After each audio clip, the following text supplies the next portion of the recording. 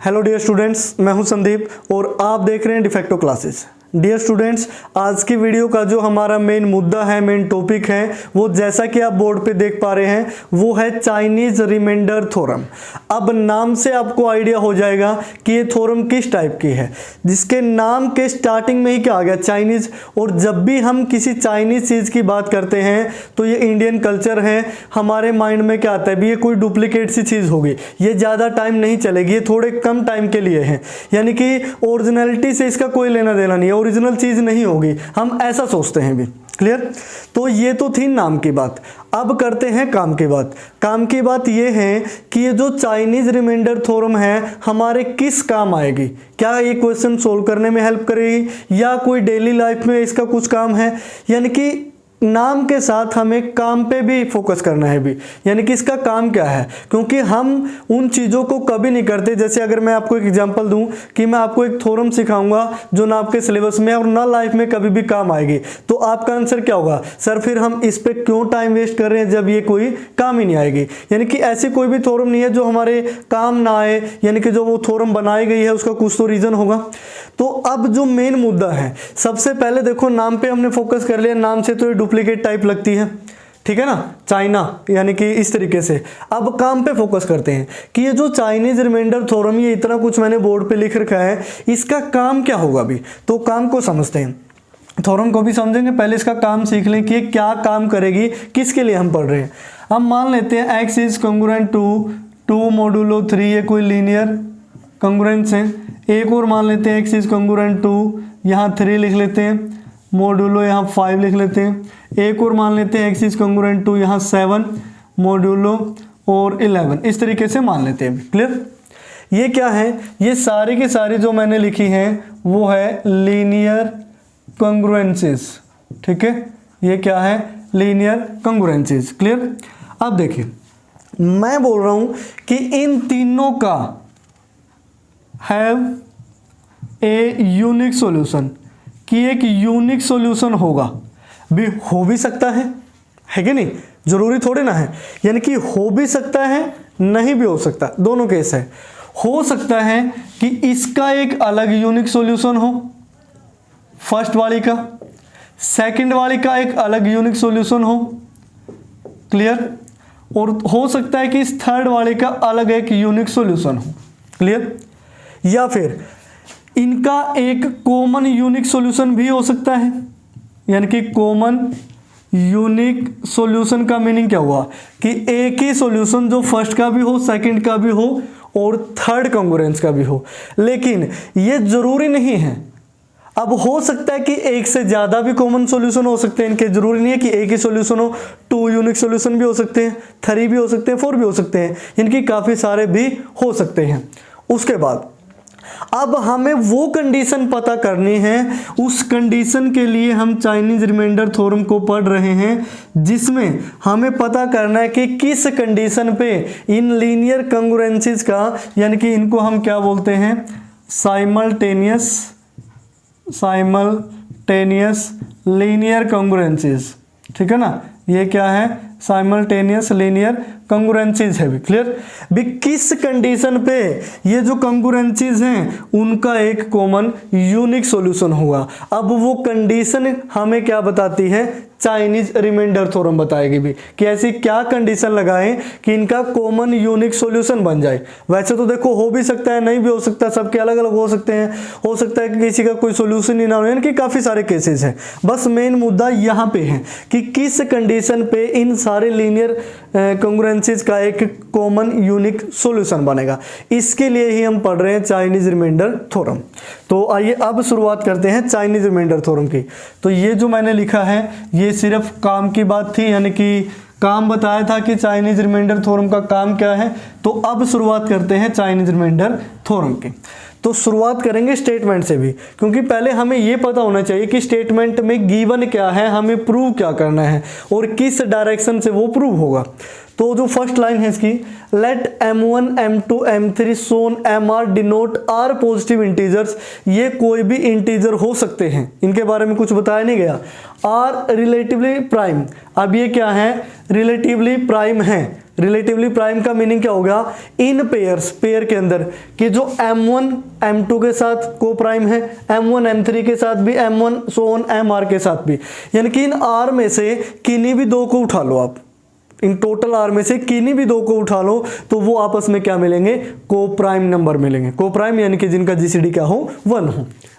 Next line पे आते हैं, and let a1 a2 a3 ar denote any R integers. ये किसको डिनोट करते हैं, एनी आर इंटीजर को डिनोट करते हैं। Then the congruences x is congruent to ai modulo mi where i की वैल्यू 1 2 3 4 सोन r तक हो सकती है, हैव ए कॉमन सॉल्यूशन। तो ये जो लीनियर कंग्रुएंसीज है ये एक नहीं है, बहुत सारी है। i की वैल्यू 1 पुट करो, फर्स्ट आएगी, 2 पुट करो, सेकंड आएगी, 3 पुट करो, थर्ड आएगी। टोटल कितनी है, r कंग्रुएंसीज है, तो इनका एक कॉमन सॉल्यूशन होगा, ये हमें प्रूव करना है भी। Any two common solution are congruent to m, और any two congruent solution वो congruent होंगे m के, where जो कैपिटल m है वो इन सभी इंटीजर्स का क्या है, प्रोडक्ट है। तो ये है भी इसकी स्टेटमेंट। अब करते हैं इसका प्रूफ। तो प्रूफ के अंदर देखिए, प्रूफ के अंदर हम क्या लिखेंगे, यहां मैं लिख देता हूं प्रूफ। अब प्रूफ में हम लिखेंगे जो स्टार्टिंग में गिवन कंग्रुएंसीज है, दी गिवन कंग्रुएंसीज, ठीक है ना, गिवन कंग्रुएंसीज वो क्या बनेगी उसको देखिए। गिवन कंग्रुएंसीज क्या है, x is congruent to i की जगह 1 रखोगे, यानी कि a1 मोडुलो m1, i की जगह क्या रख दिया, 1 रख दिया। अब x is congruent to a2 modulo m2 भी लिख सकते हो, यानी कि i की जगह 2 लिख दिया। हम x is congruent to a3 modulo m3 भी लिख सकते हैं, सो ऑन। अगर हम चलते जाएं तो लास्ट में क्या आएगा, x इज कंग्रुएंट, हम क्या लिखते हैं, AR मोडुलो MR। ये ध्यान रखना ये m स्मॉल बड़ा है भी। तो ये जो सारा सिस्टम है इसको हम इक्वेशन 1 मान लेते हैं अभी। ये जो सारा सिस्टम मैंने लिखा इसको हमने मान लिया इक्वेशन 1। ध्यान से समझना इसको। अब उसके बाद और हमें क्या गिवन है, लास्ट लाइन पढ़ो, ऑल्सो गिवन दैट। अब हमें गिवन है कि ये जो कैपिटल M है, ये जो रिलेटिवली प्राइम को प्राइम नंबर थे तो इनका प्रोडक्ट है भी, यानी कि M1 M2 M3 M4, ज़्यादा नहीं लिखेंगे, सो ऑन MR तक। क्लियर, ये हमें गिवन है। अब अगर मैं ये ऐसा करता हूँ कि ये जो कैपिटल M है, कैपिटल और स्मॉल में डिफरेंस देखना, इसको स्मॉल m1 से भाग कर देता हूँ भी, तो राइट साइड में क्या बचेगा, small m2 m3 m4 so on mr बचेगा। और इसको एक मैं नया नाम दे देता हूँ कि ये कैपिटल m1 बना, क्योंकि स्मॉल m1 तो ये है ही, ये क्या बना, कैपिटल m1 बना भी। अब उसके बाद मैं ये भी कर सकता था कि कैपिटल M के डिवाइड में इस m2 को ले आता, तो राइट साइड में क्या बचता भी, स्मॉल m1 फिर m3 बचता, फिर m4 सो ऑन mr बचता, और इसको मैं नाम दे देता हूँ कैपिटल M2।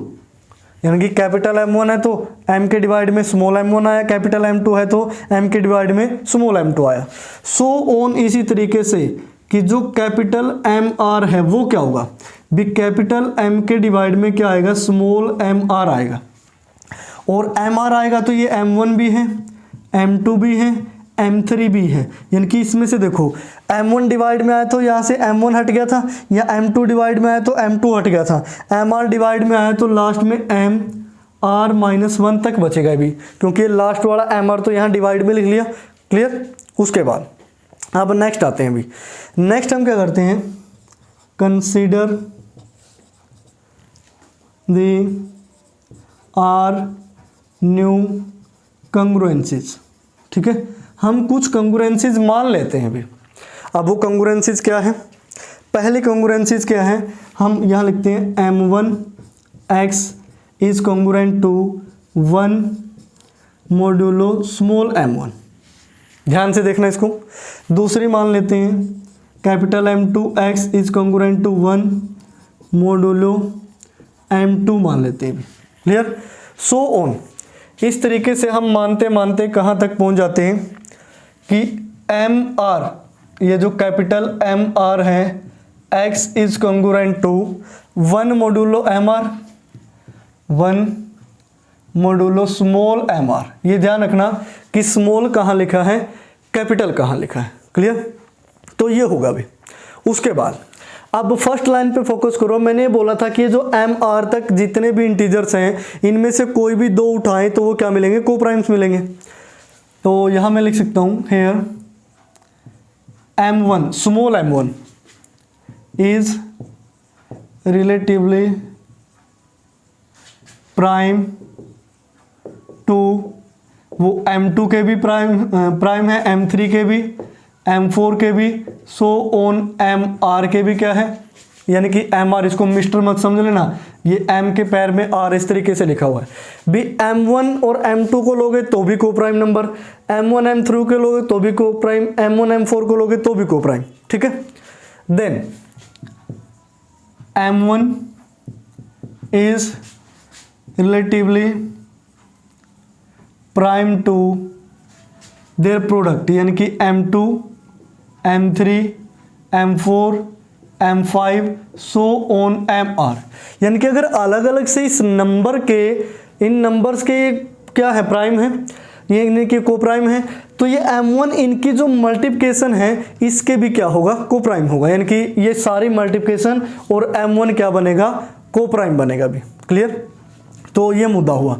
उसके बाद अब हम क्या करते हैं कि जो ये फर्स्ट कॉन्ग्रुएंसीज है, फर्स्ट कॉन्ग्रुएंसीज है, अब यहां से देखिए m2 m3 m4 m5 और सो ऑन mr, यहां से इसकी वैल्यू किसकी इक्वल थी भी, m1 के इक्वल थी, कैपिटल m1 के, m2 m3 m4 so on mr, इसकी वैल्यू किसके इक्वल थी, कैपिटल m1 के। तो हम यहां से लिखे, यहां से इस तरीके से लिख सकते हैं, सो कि जो स्मॉल m1 और कैपिटल m1, ध्यान रखना स्मॉल और कैपिटल का, ये दोनों क्या हैं, को प्राइम है, तो इनका जीसीडी क्या होगा, 1 होगा।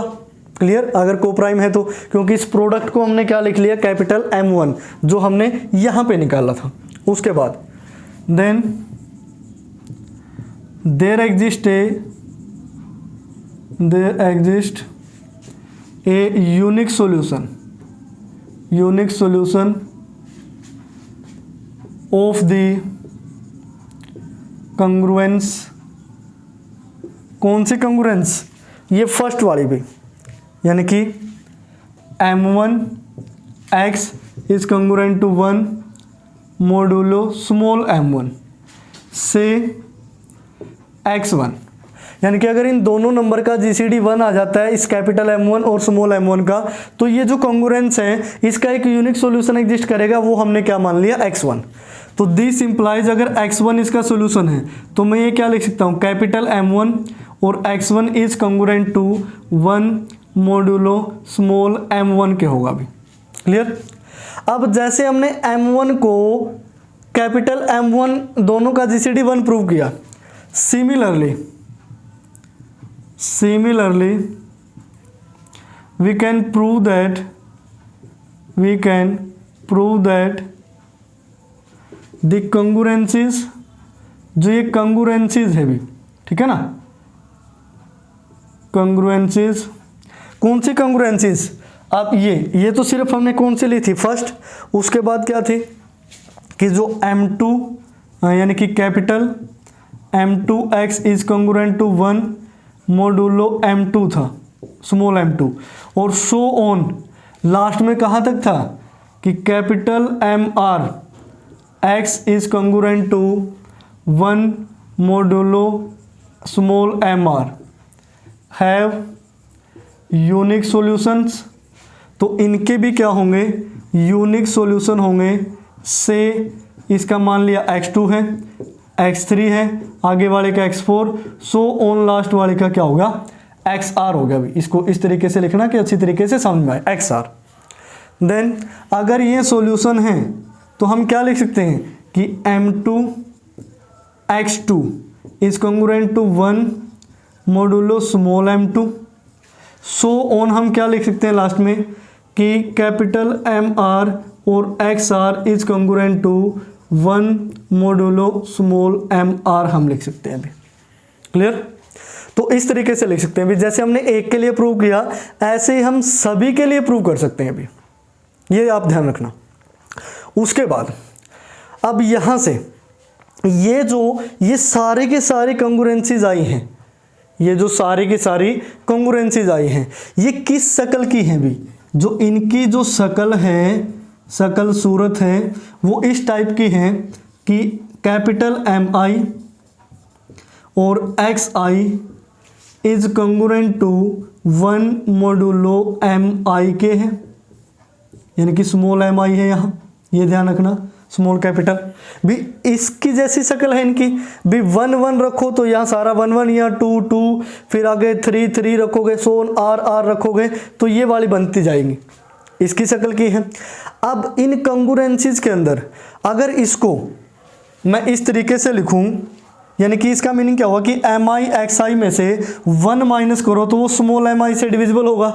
अगर हम इसको चेंज भी कर दें, मैं यहाँ लिख दूँ 1 is congruent to capital MI XI और मोडुलो स्मॉल MI, क्या कोई इफेक्ट पड़ेगा भी? कुछ भी इफेक्ट नहीं पड़ेगा। जो साइन मान लिया पहले पॉजिटिव था वो नेगेटिव हो जाएगा, जो नेगेटिव है तो पॉजिटिव हो जाएगा। यानी कि इसमें से अगर 1 माइनस करने से MI से डिवाइड होता है तो 1 में से ये माइनस करोगे तब भी MI से डिवाइड होगा, चेक कर लेना भी, ठीक है ना? इसको चेक कर सकते हो। हम ऐसा भी लिख सकते हैं बस साइन नेगेटिव होगा और कोई इफेक्ट नहीं पड़ेगा। एग्जाम्पल से भी आप समझ सकते हो, जैसे मैं इसका एक एग्जाम्पल देता हूँ रफली, बाद में क्या कर देंगे उसको रफ कर देंगे।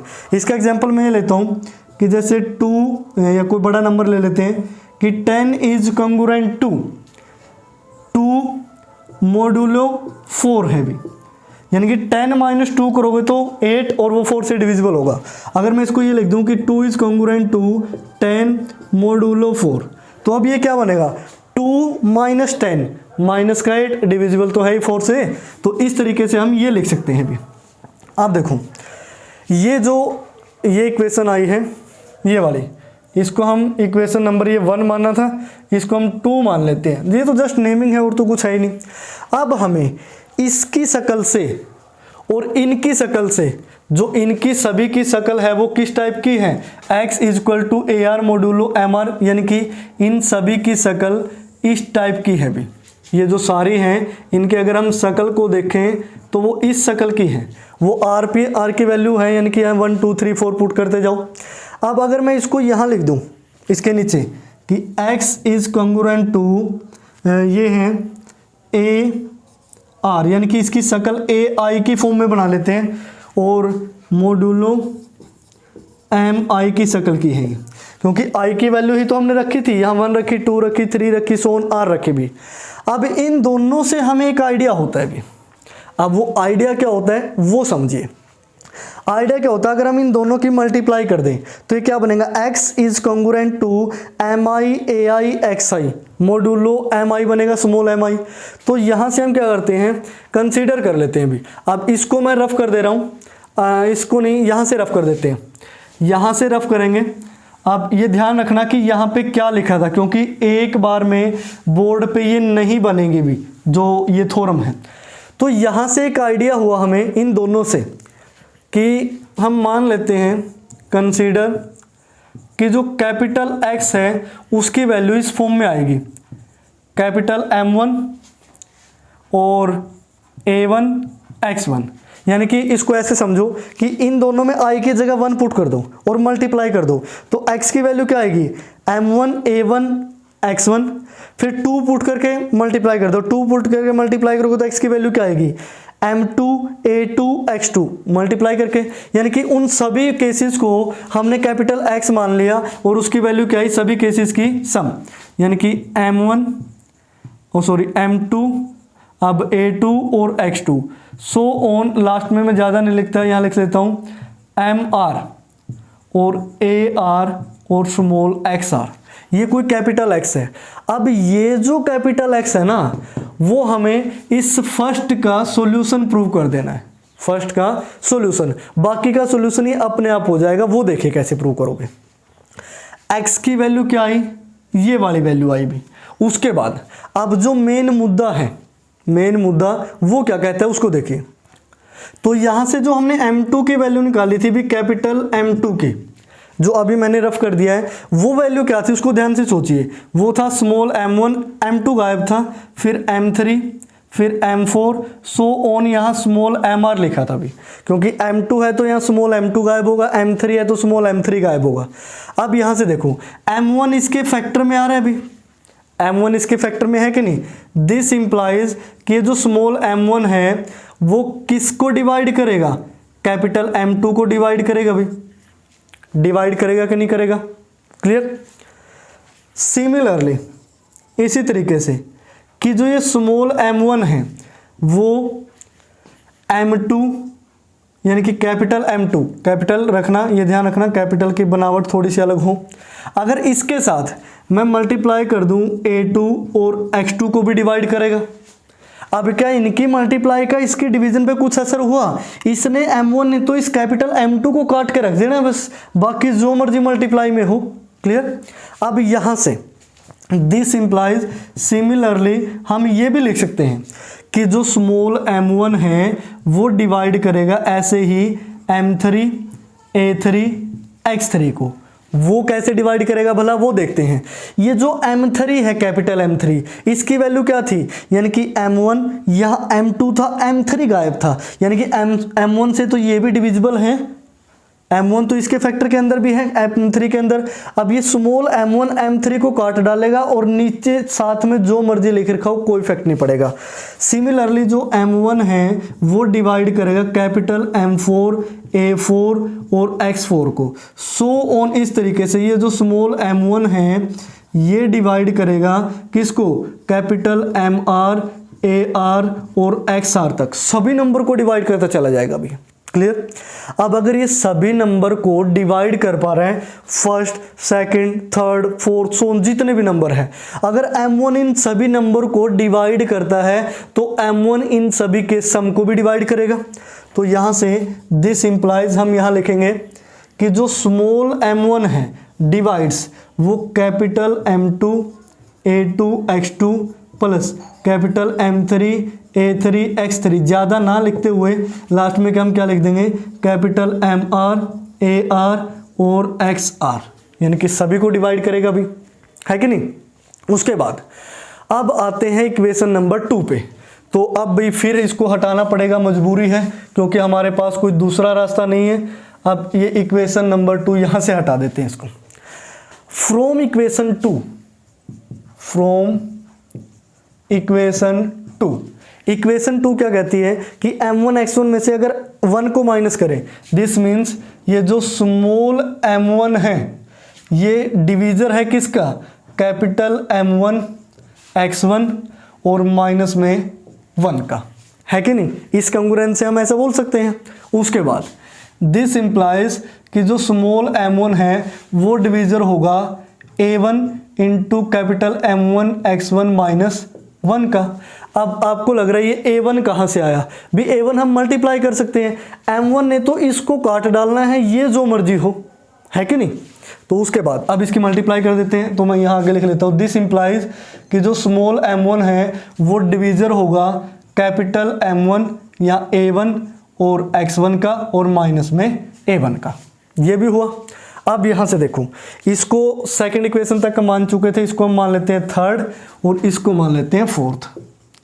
बस सिंपल शब्दों में समझो इसको कि m1 है, ये जो पूरा है ये एक नंबर है जो भी हो, इसको डिवाइड कर पा रहा है, m1 इसको भी डिवाइड कर पा रहा है, तो m1 इन दोनों के सम को भी डिवाइड करेगा।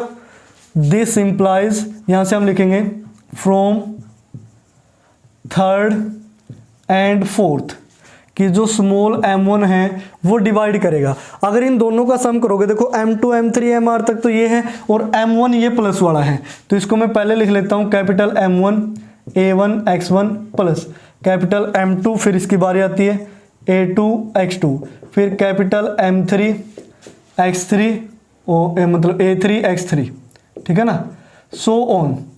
लास्ट में क्या बनेगा, कैपिटल MR, AR, XR और माइनस में a1, यानी कि इसको डिवाइड करेगा। तो अब फिर थोड़ा नीचे से इसको हटा देते हैं। अब अगर ये इसको डिवाइड कर पा रहा है, इसका मीनिंग क्या हुआ कि ये जो स्मॉल m1 है वो डिवाइड करेगा। इस कंप्लीट की वैल्यू mr तक हमने क्या ली थी भी, वो क्या कंसीडर किया था, यहाँ पे देखो x कंसीडर किया था। This means m1 is the divisor of capital X minus a1, तो इसका मीनिंग ये हुआ। अब यहाँ से मैं आगे लिखता हूँ दिस इम्प्लाइज, यहाँ से मैं क्या लिख सकता हूँ कि ये जो कैपिटल X है is congruent to a1 modulo m1 होगा कि नहीं होगा। जो कैपिटल X है वो a1 मोडुलो m1 होगा। अब फर्स्ट से कंपेयर कीजिए इसको, फर्स्ट से, यानी कि capital X is congruent to a1 modulo m, यहाँ स्मॉल x था, तो इसका मीनिंग क्या हुआ अभी, ये जो कैपिटल X है वो किसका सॉल्यूशन हुआ, इस फर्स्ट कॉन्ग्रुएंसीज का। तो अब इस सेकंड वाले को भी हटा देते हैं, अब इसका कोई काम नहीं रहा, ठीक है। तो अब हमारा काम ज़्यादातर तो हो ही गया है, तो हम यहाँ से लिख सकते हैं here capital X is the unique solution of first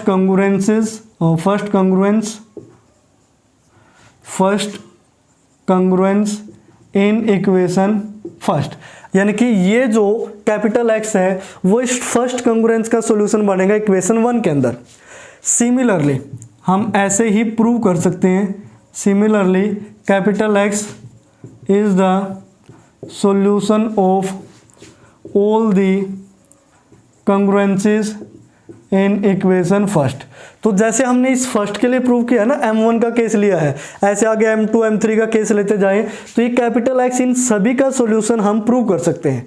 तो लास्ट में हम क्या लिखेंगे, hence capital X is the common unique solution of congruences in equation first, यानी कि सारे के सारी कंग्रुएंसीज का ये जो कैपिटल X है वो क्या होगा, कॉमन सॉल्यूशन होगा। यानी कि चाइनीज रिमाइंडर थ्योरम ने हमें वो कंडीशन दे दी कि किस कंडीशन पे जो इन सभी का एक कॉमन सॉल्यूशन हो सकता है, वो क्या है, ये वाली कंडीशन, ठीक है ना।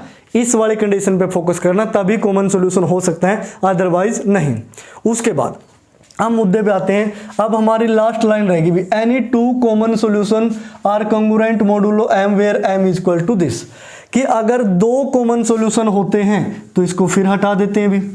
अब दो कॉमन सॉल्यूशन होते हैं तब क्या होगा, तो उसके बाद देखिए। अब मान लेते हैं let two common solution are capital X and capital Y। तो ये जो कैपिटल X है इज कंग्रुएंट टू, इसको हम किस फॉर्म में लिख सकते हैं, इसकी जो शक्ल है वो कैसी है, इसकी शक्ल है AI मोडुलो MI की, स्मॉल mi की, यानी कि ये तो सभी कंग्रुएंसीज का सॉल्यूशन है, कॉमन सॉल्यूशन, तो I की फॉर्म में लिख लिया। एंड अगर Y भी कॉमन सॉल्यूशन है तो Y को भी मैं क्या लिख सकता हूँ, Y is congruent to AI modulo small mi, ठीक है ना, जहाँ पे ये जो I की वैल्यू है 1 2 3 सो ऑन R तक हो सकती है अभी, क्लियर। अब अगर ऐसा है तो हम लिख सकते हैं by the symmetric and transitive property. अब ये आपने पढ़ी थी चैप्टर नंबर 2 के अंदर, तो वो देखिए क्या है कि मैं इसको लिख सकता हूँ X is congruent to Y modulo small mi। अब ये मैंने कैसे लिखा अभी, ये भी आपको समझ में आना चाहिए, वैसे नहीं, ये पढ़ तो आपने रखी है 2nd चैप्टर की, शायद ध्यान में ना हो। इसको देखो, इसको अब इधर वाले को रफ कर देते हैं, इसका कोई काम नहीं रहा। अब इसको एक एग्जाम्पल से समझते हैं कि ये X है, जैसे मैं लिख देता हूँ 2 इज कंग्रुएंट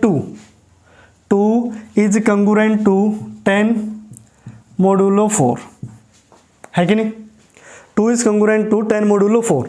अब एक और अनदर नंबर लेते हैं, अब लेता हूं मैं 4 ले लेता हूं, इज कंग्रुएंट टू 10 मोडुलो 4। देखो दोनों की बात बिल्कुल सही है कि 2 - 10 -8 भी डिविजिबल है, 4 - 10 ये -6 हो गया, -6 डिविजिबल नहीं है, तो इसकी जगह मैं 6 ले लेता हूँ, देखो सही होना चाहिए, गलत नहीं होना चाहिए, वो कई बार लिखा जाता है। 6 माइनस 10, 4 इज डिविजिबल बाय 4, ये सही है। तो इसमें से अब देखो ये इस फॉर्म का हो गया, x equal to this, y equal to this, यानी कि ये x का काम कर रहा है, ये y का काम कर रहा है, यहाँ पे चीज़ें सेम हैं। तो मैं इस x को क्या लिख सकता हूँ, x is congruent to y modulo 4 लिख सकता हूँ। चेक कर लो भी, 2 माइनस 6 4 इज डिविजिबल बाय 4 सही है, वही तो मैंने लिखा। ये इसकी सिमेट्रिक और ट्रांजिटिव प्रॉपर्टी होती है जो प्रीवियस चैप्टर के अंदर हमने पढ़ी थी। अब ये हो गया। अब mi का मीनिंग क्या है, mi m1 m2 m3 m4 m4 सो कुछ भी आता रहेगा।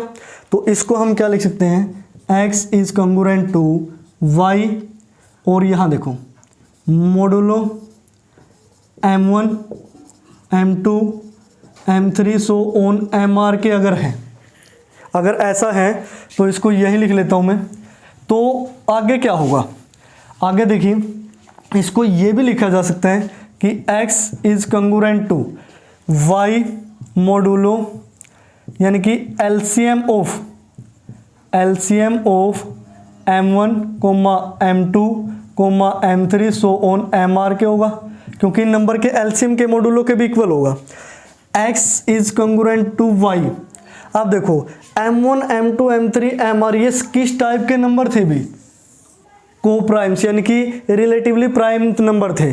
अब इनमें कोई भी फैक्टर कॉमन है ही नहीं, तो इनका एलसीएम लोगे तो एलसीएम क्या बनेगा, मोडुलो इन सभी की मल्टीप्लिकेशन, यानी कि m1 m2 m3 so on mr। तो x is congruent to y, और m1 से लेके mr तक का प्रोडक्ट क्या दे रखा है, कैपिटल M। तो इसको मैं लिख सकता हूँ मोडुलो कैपिटल M, और यहाँ से इसको मैं अगर चेंज करके लिखूँ कि y is congruent to x modulo capital M, ये भी लिखा जा सकता है। तो ये लास्ट वाली लाइन का प्रूफ हो गया। अभी जो लास्ट वाली लाइन में बोल रखा है कि यानी 2 common solution are congruent modulo M होंगे, जहाँ M की वैल्यू ये होगी। तो ये फर्स्ट वाला सॉल्यूशन भी कॉन्ग्रुएंट मोडुलो M होगा और ये मोडुलो M होगा। तो इस तरीके से आप चाइनीज रिमाइंडर थ्योरम का फुल प्रूफ करोगे। बिल्कुल ईजी से स्टेप्स हैं, हर जगह से आपको क्लियर कट समझ में आया होगा भी। इसके बाद अब ये जो चाइनीज रिमाइंडर थ्योरम है, इसके बाद इसका वर्किंग रूल हो रहता है कि ये काम कैसे करती है भी, क्या क्या स्टेप्स आप फॉलो करेंगे। ये तो हो गया इसका प्रूफ। तो वहाँ ये जो आपको इमेज दिखाई दे रही है अभी वीडियो के बीच में, इस इमेज पे आपने फोकस करना है। ये बुक में से ही ली गई है, यानी कि किस तरीके से इसका वर्किंग रूल है, फर्स्ट स्टेप में क्या लिखा है, सेकंड में क्या लिखा है, थर्ड में क्या लिखा है। तो ये चीज़ें आपने अच्छी तरीके से पढ़ लेनी है भी। तो डियर स्टूडेंट्स, आज की वीडियो में हमने पढ़ा चाइनीज रिमाइंडर थ्योरम, जो कि एक मोस्ट इंपॉर्टेंट थ्योरम है इस लास्ट एक्सरसाइज के लिए। तो नेक्स्ट वीडियो में हम करेंगे एक्सरसाइज 3.3, जो कंप्लीटली बेस्ड है चाइनीज रिमाइंडर थ्योरम पे। तो डियर स्टूडेंट्स, अगर आपको वीडियो पसंद आती है तो वीडियो को लाइक कर दिया करें, नीचे एक कमेंट छोड़ दिया करें और अपने दोस्तों तक शेयर किया करें, ताकि ज़्यादा से ज़्यादा स्टूडेंट्स की हेल्प की जा सके। तो डियर स्टूडेंट्स, आज की वीडियो में फिलहाल इतना ही। देखते रहिए डिफेक्टो क्लासेस।